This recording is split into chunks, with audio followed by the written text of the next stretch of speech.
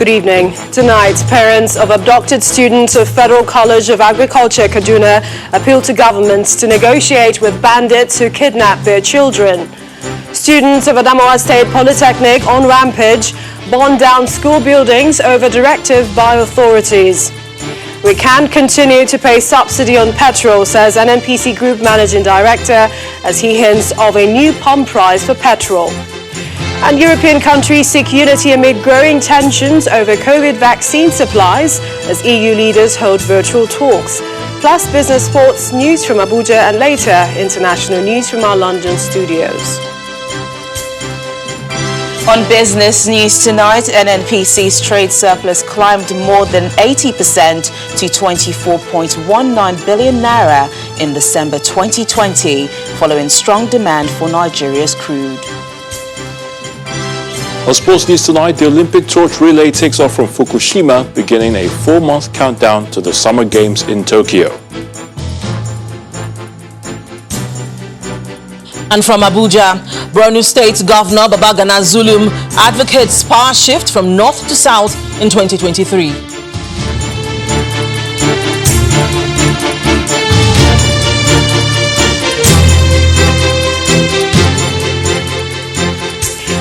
Hours after the ultimatum given by parents of the abducted students of Forestry College, Kaduna, to the government to secure the release of the abducted students, parents and colleagues joined forces with lecturers of the college today and staged a protest in solidarity with the victims.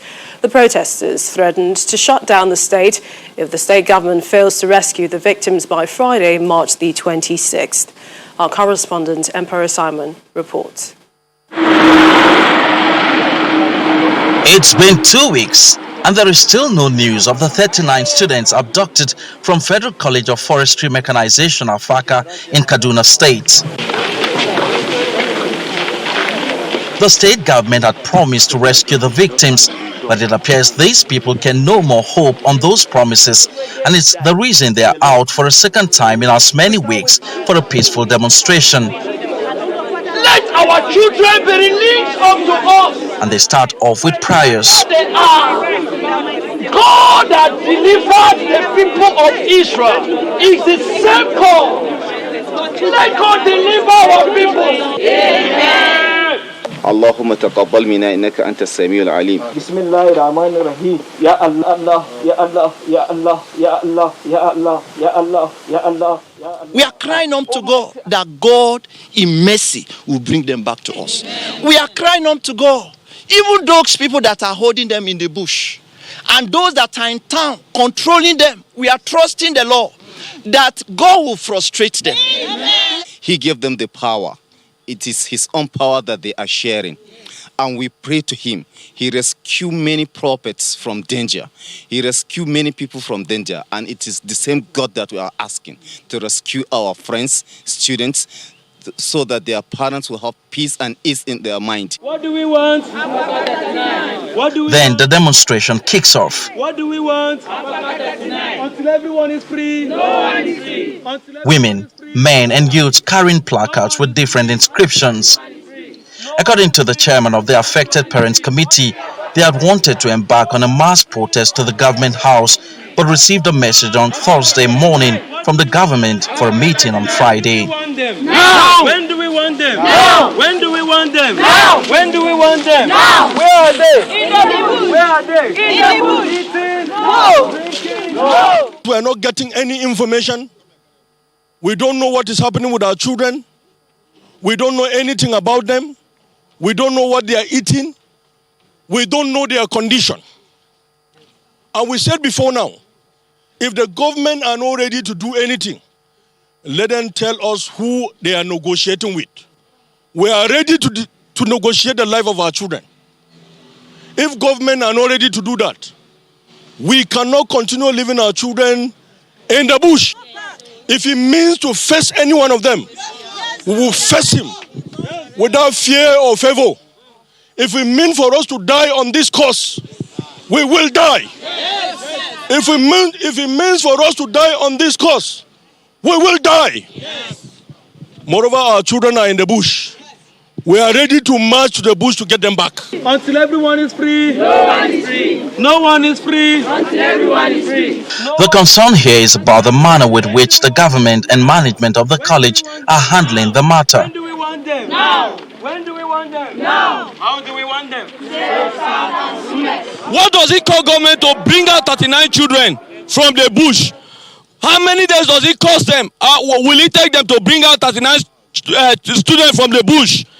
Are they hiding anything? Is there any skeleton in the cupboard? What do they want to make from this? This woman, whose daughter is among the students abducted, could not hold back her anger. She believes the bandits are not operating in isolation.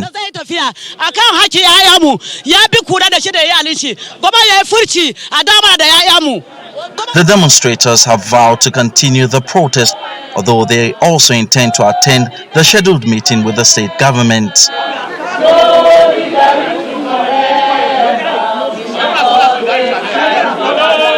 Effort to speak with the management of Federal College of Forestry Mechanization has proven abortive, as the provost of the college, Dr. Bello Usman Mohammed, told me via telephone conversation that he has been restricted from speaking to the press on the matter.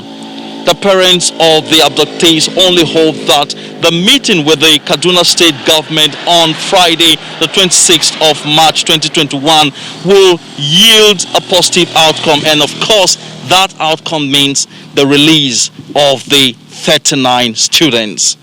From the Federal College of Forestry Mechanization, Afaka, Emperor Simon, Channels Television News.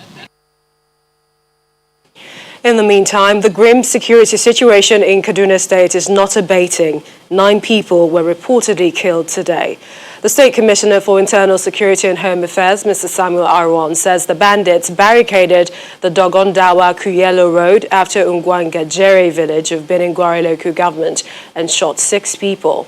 He adds that the bandits attacked Ugwan Maje village, also in Beningwari, and killed 2 persons, while 1 person was equally killed when they carried out another attack at Kwama village in Giwa local government area after he resisted their attempts to kidnap him. Further up in the northeast, the students of the Adamawa State Polytechnic in Yola went on rampage today, burning down structures in the school following a directive stopping the graduating students from celebrating on campus.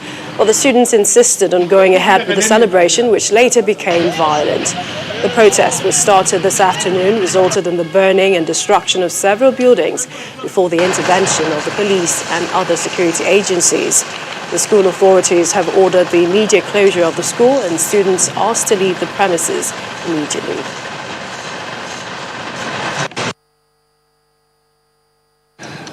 Students from crime department, after finishing the exam, second semester exam, that's Diploma 2, they now started celebrating again, the sign out.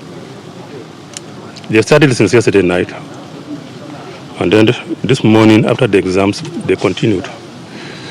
So the security of this institution mobilized themselves, went to where they are gathered, and warned them to ask them to disperse. And the student union president was also there. So they became maybe agitated. They started stoning our security personnel, and they damaged the car of the student union president. Moving on to other stories, Nigerians may have to brace up for a new price regime of petrol as the Nigerian National Petroleum Corporation, NNPC, says it cannot continue to bear the burden placed on it by the ongoing subsidization of the cost. NNPC Group Managing Director, Mr. Mele Kyari, says the burden is overwhelming and Nigerians will sooner or later have to pay the actual cost for petrol. He explains that the product is currently being sold below the cost of importation, causing the NNPC to pay between 100 and 120 billion naira a month to maintain the pump price at the current levels. According to Mr. Kyari, the corporation can no longer bear the monumental cost, as market forces must be allowed to determine the pump price of petrol in the country in the nearest future. But he declined to give a specific date. We're importing at market price, and we're selling at 162 naira per liter today. looking at the current market situation, the actual price could have been anywhere between 211 that you have mentioned and around 234 naira to the liter.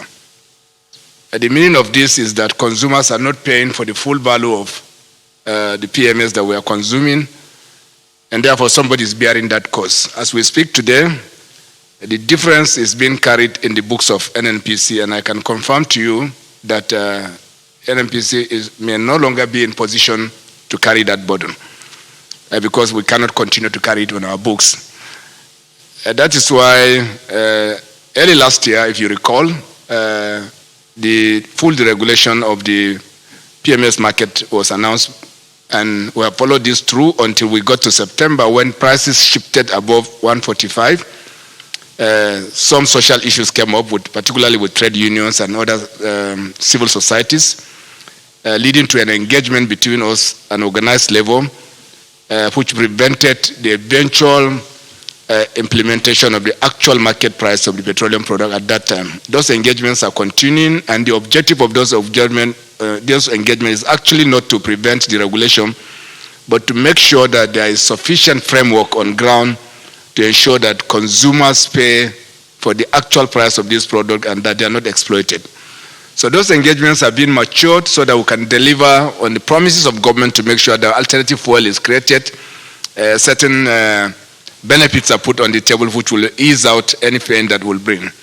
So as we speak today, I will not say we are in a subsidy regime, but we are in a situation where we are trying to exit this subsidy or the underpriced sale of PMS until we come to in terms of the full value of the product in the market. We'll bring you more on the downstream deregulation. But let's go over to politics now, where Governor Babagana Zulum of Borno State is calling for a power shift to the southern part of the country come 2023. Governor Zulum gave this position while delivering a lecture in Abuja today. The event was the book launch by former Director General of the Nigerian Maritime and Safety Agency, Mr. Dakuku Peterside. It was a gathering of some of the biggest stakeholders in Nigeria's maritime industry, governors and ministers at the book launch of Strategic Turnaround, a book written by the former director of the Nigerian Maritime Administration and Safety Agency, Mr. Dakuku Peterside, chronicling his 4 years in office. This book is a fitting example of how knowledge can turn into action.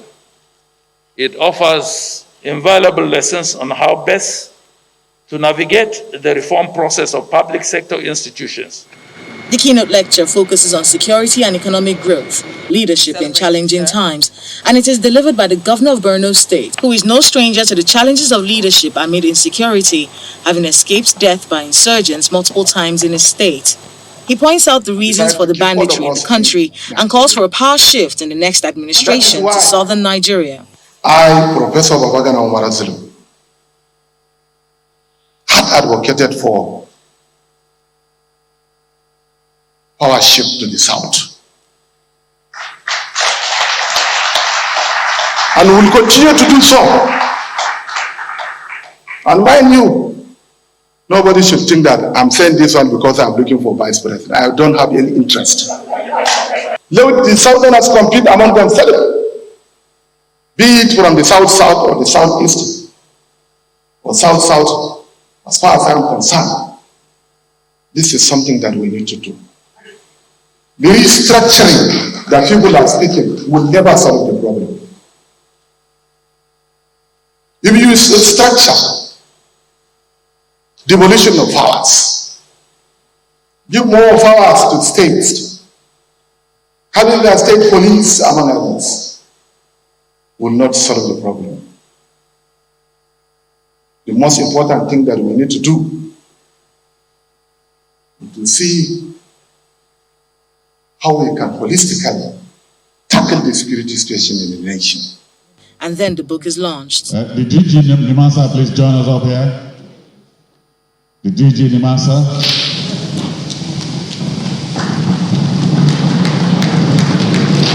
It's a book about reforms. Reforms in a public institution. Reforms in an institution that was once caricatured before the whole world, but today is respected globally. Strategic turnaround by Mr. Dakuku Peterside basically looks at leadership in troubling times. How one man in 4 years turned an erstwhile pariah agency to one with global acclaim, and that has been the running theme at this event. Kayla Megwa, Channels Television News. In part 2, after the break, we'll bring you more on the payment of subsidy on petrol. We'll open discussions on the concerns raised by the NNPC. We hear from an oil and gas consultant, Olabode Showomi. Please join us again.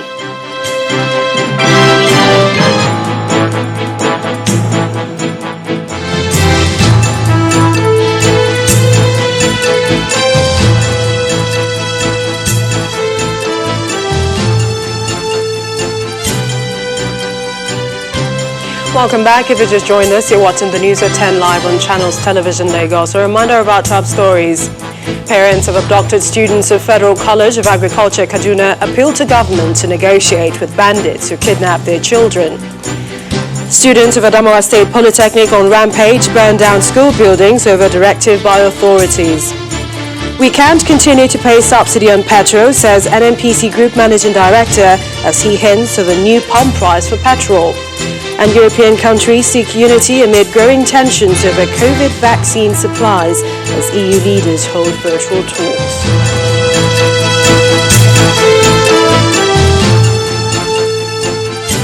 We continue with one of our lead stories on the announcement by the NNPC boss today that the corporation can no longer bear the burden of subsidy on petrol prices.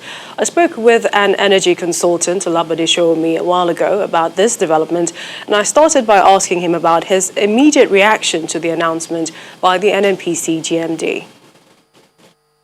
Well, when the government said the deregulated, what they did not tell us was the parameters with which the deregulation took place. So basically, we had to take their word for it that there was a deregulation process. But whether there was a deregulation process or not, the fact is that we're dealing with certain basic economics here. We're dealing with a commodity, in which case is crude oil, which is going to be processed or refined to give us a product that we can benefit from. What has now happened is that the process for which the government computes the price of crude oil is opaque. And because it is opaque, we really don't know if there's a subsidy or not, apart from the fact that they say that there's a subsidy. Now, we're not trying to question the integrity of government or governance in this case. We're just saying that they should make it transparent so that they can it will be easier for them to lead people. So what we need to do is find out, this is the price of crude oil, which incidentally is not too high at the moment. This is the current price of transportation of the crude.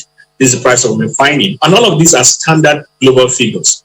And this is the price that it lands on our doorsteps. The only other variable that is not global is the transportation of the crude oil from the port to the filling station, which are largely Naira-based and largely determined by us. So the question is, how can government help us to help them?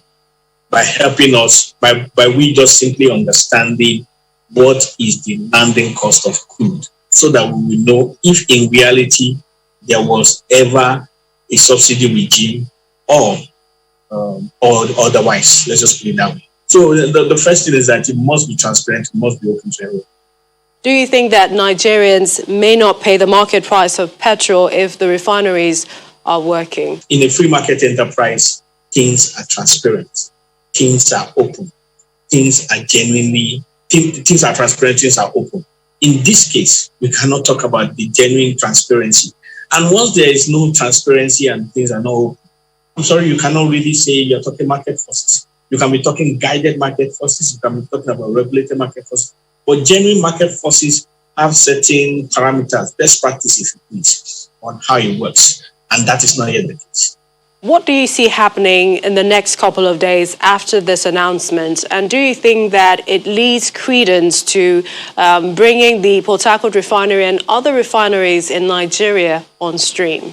With respect to the Port Harcourt refinery, I don't think the concern for Nigerians should be the cost. The concern should be the scope of work. Because if the refinery is going to be rehabilitated, you're going to spend money. So rather than actually looking at the money, because even if it's $1 million that is being spent and the $1 million is being wasted, it's still a waste of $1 million. If you need $2 billion to refine it, you still need the money. So people should actually ask more questions. They should put a searchlight on the contractors that are going to be involved. You should ask them questions daily. The scope of what the contractors should do should be made public. The technical aspects, you can get people like the Society of Engineers to analyze it and break it down. But the point is, the whole process needs to be more transparent. I mean, primarily because, not just because it's the best way forward, but Nigeria doesn't just have the kind of money anymore to waste. So in reality, they should make those details more available.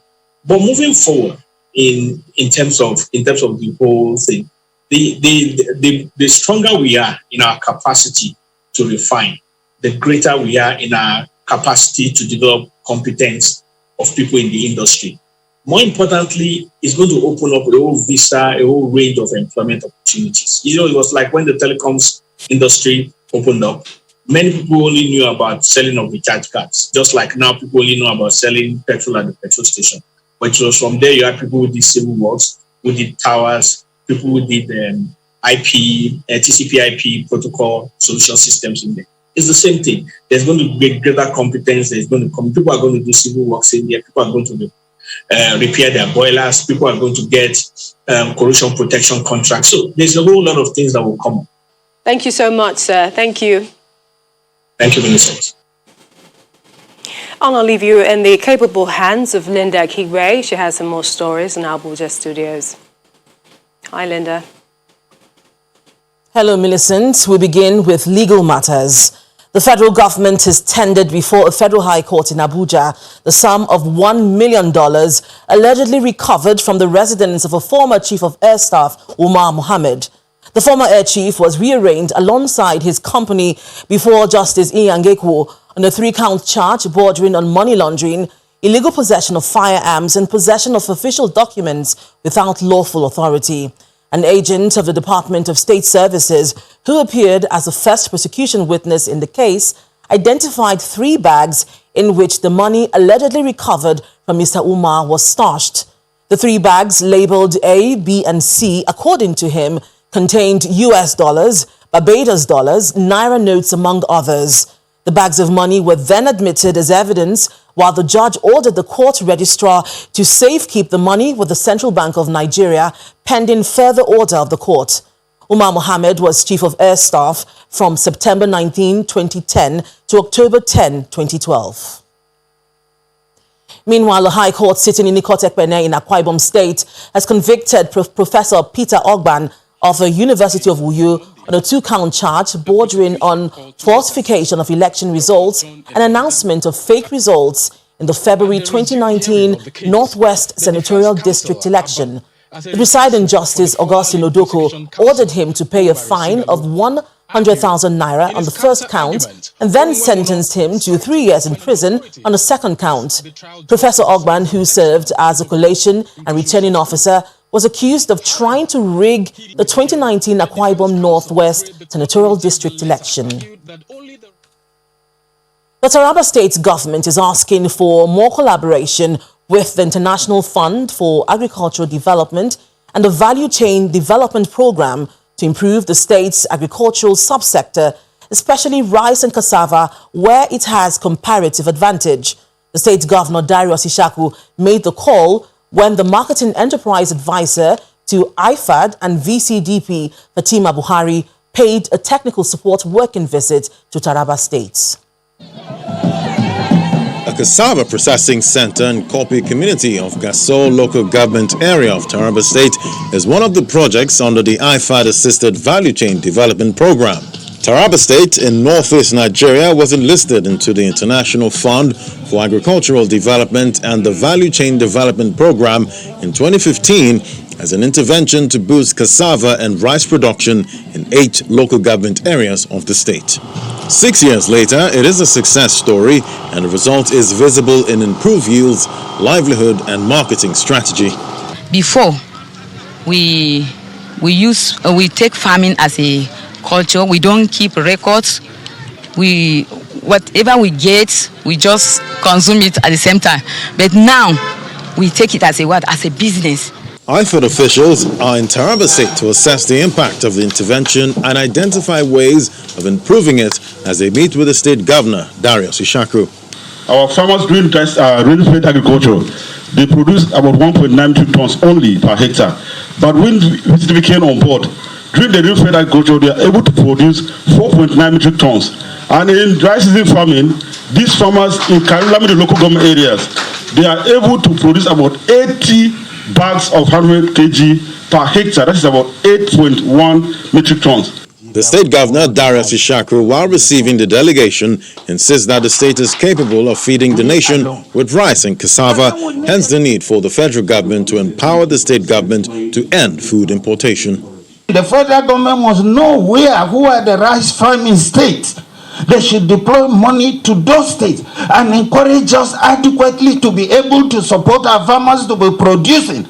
From its assessment and reports received so far, the leader of IFAD delegation gives Taraba State a pass mark, just as she gives insights to Taraba's contribution to the economic growth of the nation. The state has contributed over 80,000 metric tons of rice and almost 91,000 metric tons of cassava to the national domestic market. As the event comes to a climax with dance steps to entertain the delegation, the beneficiaries are asking for the program to be extended beyond 8 local government areas to capture all the 16 local government areas of the state. When the News at 10 returns, NNPC's trade surplus climbs more than 80% to 24.19 billion naira in December 2020, following strong demand for Nigeria's crude. That's in business news. Please stay with us.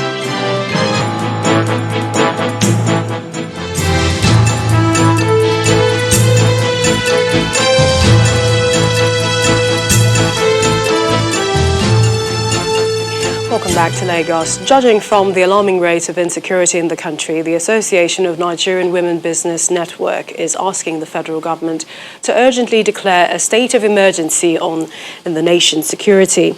The coalition, which is made up of 52 women groups, says the scourge has greatly affected their businesses in terms of agriculture, transportation, finance, and epileptic power supply. They're also canvassing for gender equality at all levels of government, formal sector, and political participation. Women drawn from the business, corporate and political sector from the 6 geopolitical zones have converged here to identify the challenges facing everyday women and proffer feasible solutions. Data from the National Bureau of Statistics indicates that about 30% of registered entrepreneurial businesses in Nigeria are owned by women. This disparity in social and economic opportunities has never been more evident. One after another, the speakers in this hall recommend a more holistic approach to the inclusion of women into top positions in the country. When you come to the table, assert your authority as somebody who is brilliant, who is intelligent, and get what the others will get. Please don't ask that anything be set aside for you. Ask for your right. The Ministry of Women Affairs is adopting a multi-sectoral approach with some ministries to close the gender gaps, depriving women of attaining their full potential. Investing in women and girls and ending gender inequalities, gender-based violence would not only set us on a double-digit economic growth track, but would also significantly contribute to meeting our developmental goals. The Association of Nigerian Women Business Network outlines the 5 core issues that affects every woman. They call on the federal government to treat as urgent the issue of insurgency, which has negative impacts on other areas of the economy. Women are saying that please are calling on the government on this, our Women National Business Agenda. It's a validated research on these 5 key areas. There are other areas, but these 5 are general to all. And we are saying to His Excellency President Muhammadu Buhari and the entire executive, the Senate, the House, the entire ministry, and agencies and parastatals and public sector, private sector, let us do something to make our nation great. To many, the discourse of women's rights and opportunities should be a continuous dialogue until it produces results, as the month-long celebration of women gradually comes to an end. Anambra means business are the words of the Director General of the Nigeria Civil Aviation Authority, NCAA, Captain Nuhu Musa, as he inspected the Anambra International Cargo and Passenger Airport in Umueri. In his assessment of the project, the NCAA boss commended the compliance of the state government with the regulatory requirements, as well as the careful planning and professional execution, which is already showing a whole coordinated structural masterpiece. This helicopter lands at the site of Anambra International Cargo and Passenger Airport in Anambra East local government area. It's a dream come true for the Willie Obiano administration, as inspection team of the Nigerian Civil Aviation Authority, led by their Director General Captain Nuhu Musa, undertakes a one-day official inspection visit.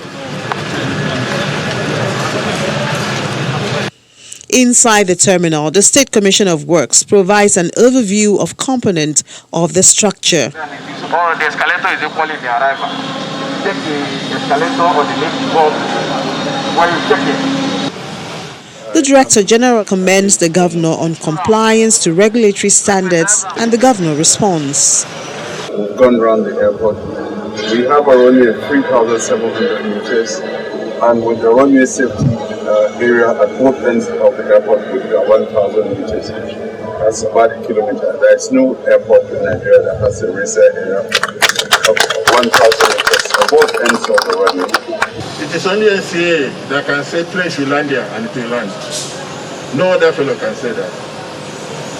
That is why the number one boss, Captain Nuhu Musa, is coming here to see the work we have done.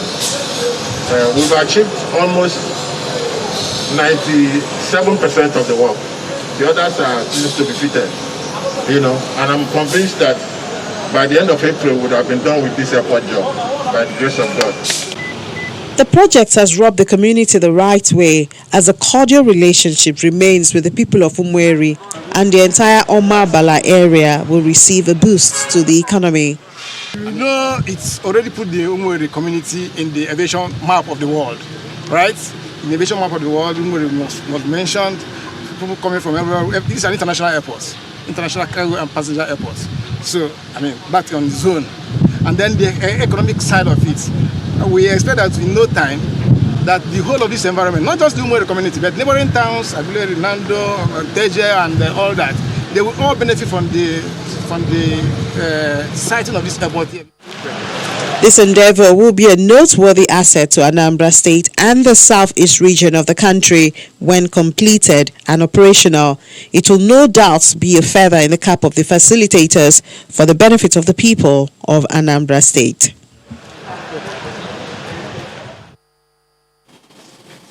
And to the National Assembly, where the Speaker of the House of Representatives, Femi Gbajabiamila, says police officers who give the force a bad name must be weeded out to prevent them from tarnishing the hard work of good ones.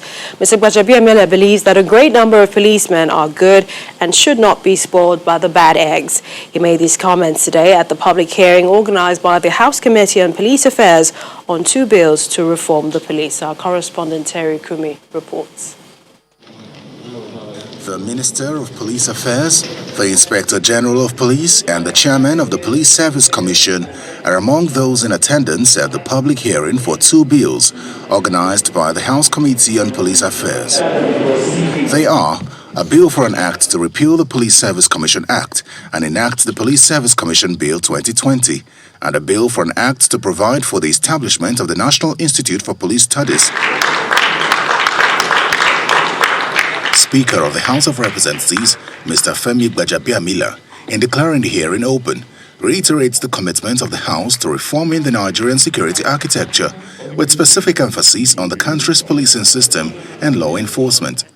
We must attempt to weed out the few rotten eggs that seem to give the police force, men and women who lay their lives and put their lives out there on a daily for you and I. The power to appoint and remove persons from office is a source of concern for the Minister of Police Affairs, while the Inspector General expresses concern about future policing. The chairman and members of this committee are to be appointed by the President.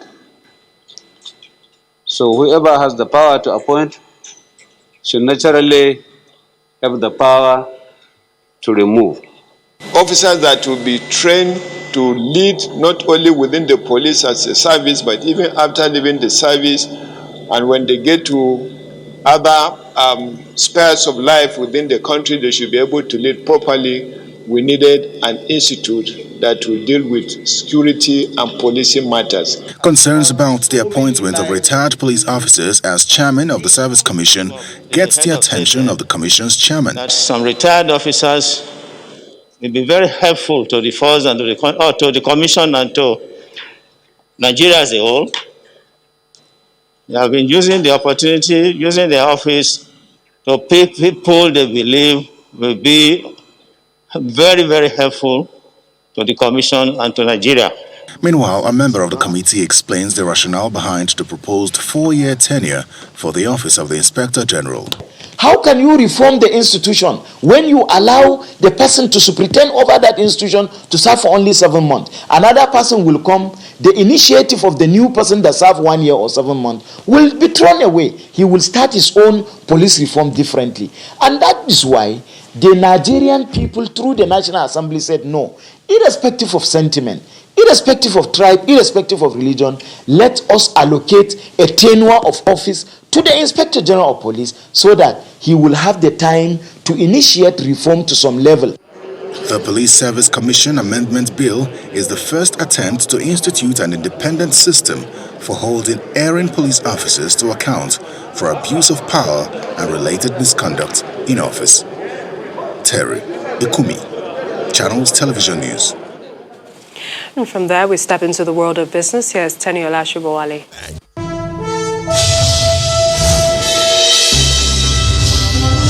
Thanks a lot, Millicent. Welcome to Business News. The Nigerian National Petroleum Corporation says it recorded a total of 24.19 billion naira trade surplus in December 2020, which represents an increase of 80.12% when compared to the 13.43 billion naira recorded in November. According to its monthly financial and operations report for the period, the NNPC says its operating revenue also increased by 33.44%. as compared to 546.65 billion naira, while its expenditure rose by 27.54% to 522.47 billion naira within the period. The NNPC credits the increase in trade surplus to significant rise in profit of its upstream entity, the Nigerian Petroleum Development Company, which came amid strong global demand for crude oil and improved market fundamentals. And with another positive breath, Nigeria's stock market maintains the rebound recorded on Wednesday, with more than 100 billion naira added to the total value of listed equities. Ini John Mekwa tells us more.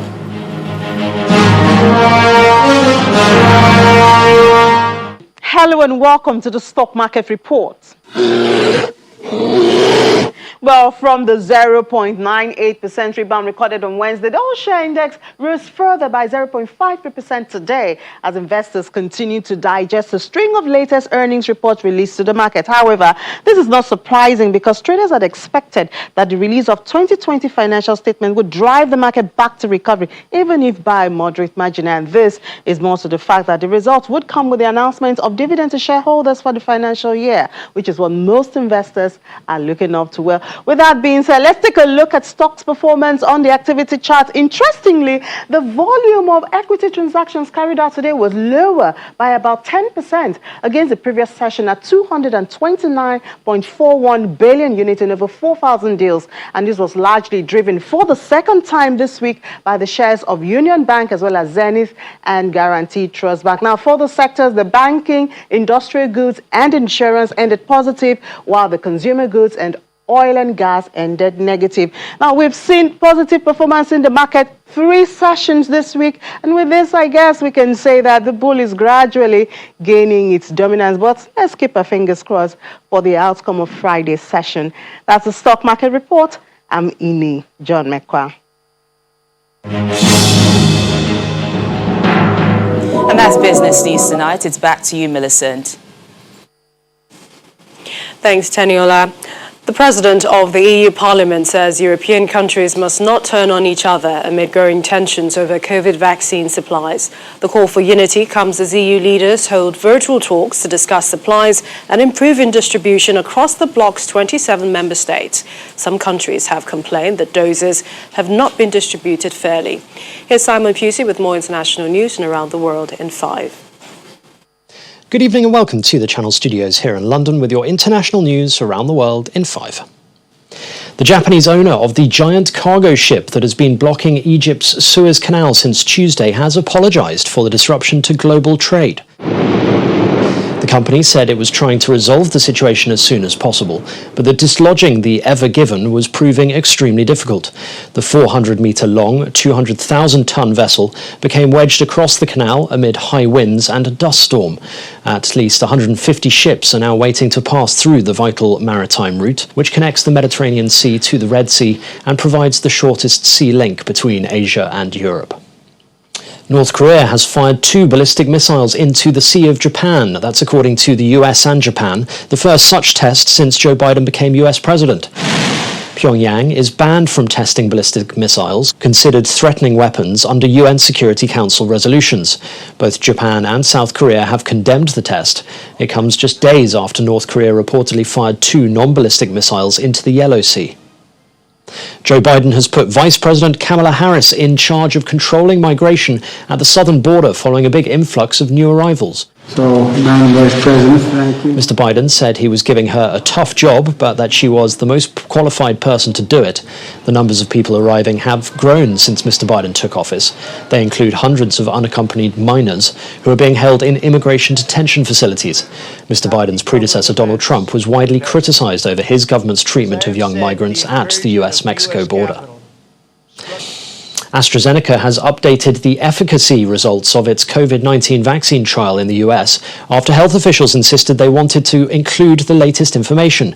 The Anglo-Swedish firm has now adjusted the efficacy rate of its vaccine from 79% to 76%. Further data from the US trial showed efficacy among the over 65s rose from 80% to 85%. AstraZeneca said it now looked forward to getting US regulatory approval.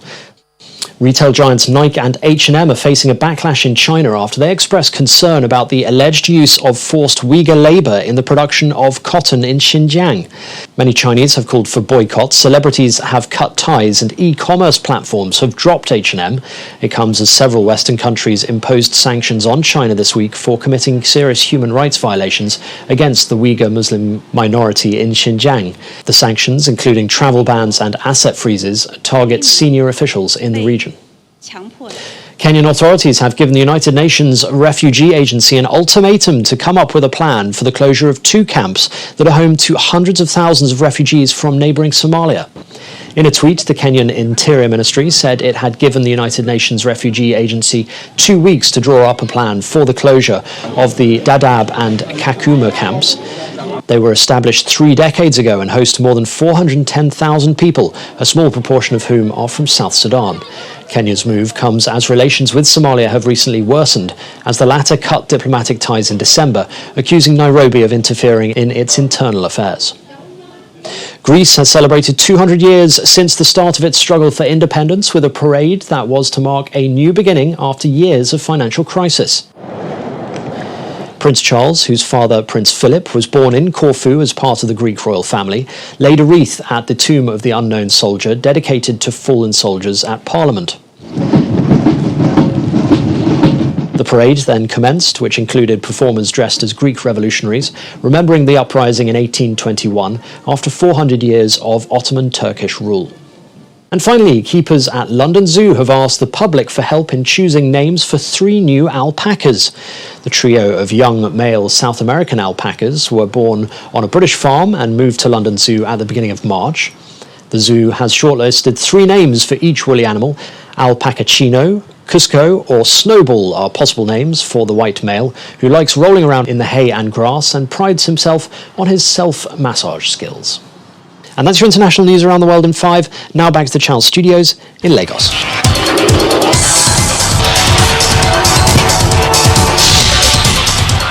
Many thanks, Simon. The Olympic torch relay has set off from Fukushima, beginning a 4-month countdown to the Summer Games in Tokyo, delayed from 2020, and the first ever organized during a global pandemic.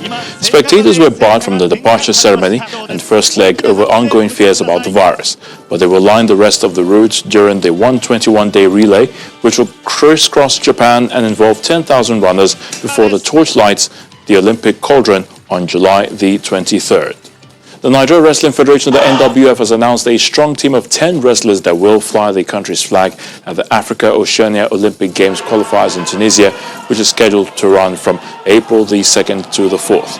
The team, which is comprised of 5 male and female wrestlers apiece, is headlined by reigning Commonwealth champion Blessing Oborodudu. The wrestlers will be led by 3 coaches. In the Nigeria Professional Football League, MFM have beaten Ayimba 1-0 in a rescheduled game played today at the Agege Stadium in Lagos. Ageless Ebenezer Odeyemi scored the only goal early in the first half to earn the Olukoya boys their first ever win over the People's Elephants. MFM have now moved 3 places off the relegation zone on 20 points, while Ayimba dropped to 6th on 27 points with 3 outstanding games.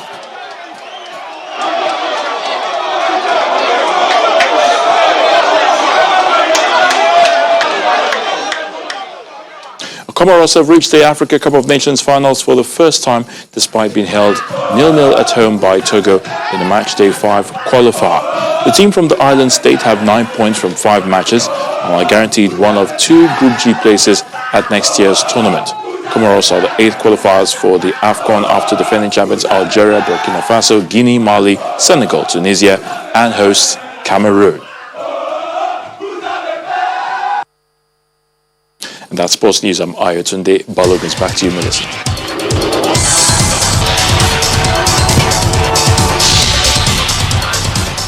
Thank you, Ayotunde. And the main news again. Parents of the abducted students of the Federal College of Agriculture, Kaduna, today appealed to the government to negotiate with the bandits to rescue their children. Also today, the Group Managing Director of the Nigeria National Petroleum Corporation, Mele Kyari, said the federal government can no longer continue to pay subsidy on petrol. He also hinted that the price of petrol may go up. Plus, European countries today agreed to unify amid growing tensions over COVID vaccine supplies as EU leaders held virtual talks. That's news. Thank you for watching. I'm Millicent Walker. Have a good night and stay safe.